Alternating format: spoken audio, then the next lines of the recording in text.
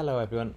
Today I just want to explore Seesaw activities and the actual power of how we can actually assign activities, and we can schedule activities, we can assign certain activities to certain individuals or to the whole class. Okay, so once you've logged into Seesaw, you'll see the activities tab here.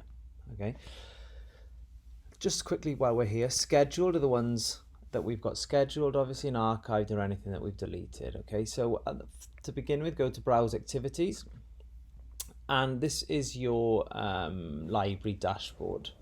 Okay, as a community, this is all of the Seesaw activities that people have shared globally. There are thousands. Okay, however, I've always advocated creating your own content. I understand time issues. Well, there are lots of things here that you can explore. Okay, you can search by language, you can search by grade, subject, etc. So I would recommend you have a browse there. Even if you don't use something, you might use or get an idea that you can then go and create your own. School. So this are activities that may have been shared with you within the school. Okay, so this is the 8th grade. I'm just using it as an example, but elementary school teachers will definitely have some activities in here. Okay, and then you have your library. This is where you can actually start to create things. Okay, I just created a quick one there so you can actually see how it looks. So they'll just come up in a list there. Okay, so to create an activity, just go create activity. We'll call this one test activity 2. Here you can write task instructions maybe, or a greeting. You can add voice instructions as well, just to explain it a little bit more, or you can upload a photo, a drawing, a video, a link, notes maybe, which is very similar to the instructions bit written there, or you can share a file from Google Drive. Okay, so just like the student can upload things, this is a way that you can attach something to your activity. Okay, you can also add a template. Okay, in the same way, this is something then that they will use.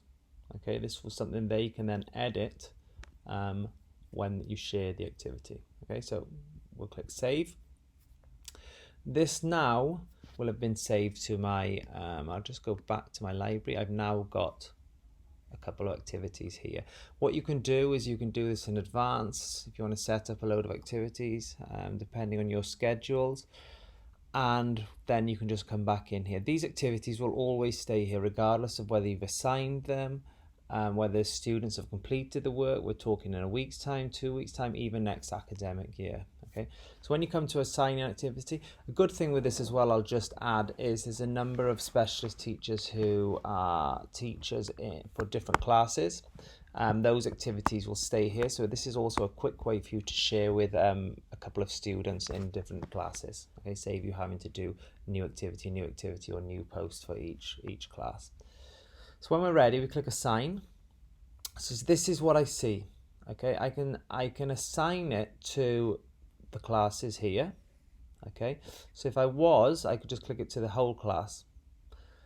I can go into edit students, and now I can assign it to certain students. I can add it to a certain folder, and the skills, which we don't really use at the moment, we can add a skill in there. Okay, so once we're happy, we just click the tick button,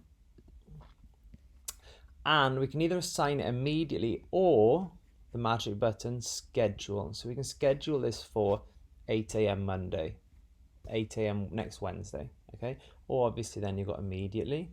Click assign to class, which I will not do, and then that will be assigned to your students. Okay, so if I go back to the class, this will then come up here as an assigned activity, and this is where you can view what students have completed the task, and obviously then the opposite, as in what students may not be engaging. Any questions? As always, please reach out. Thank you very much.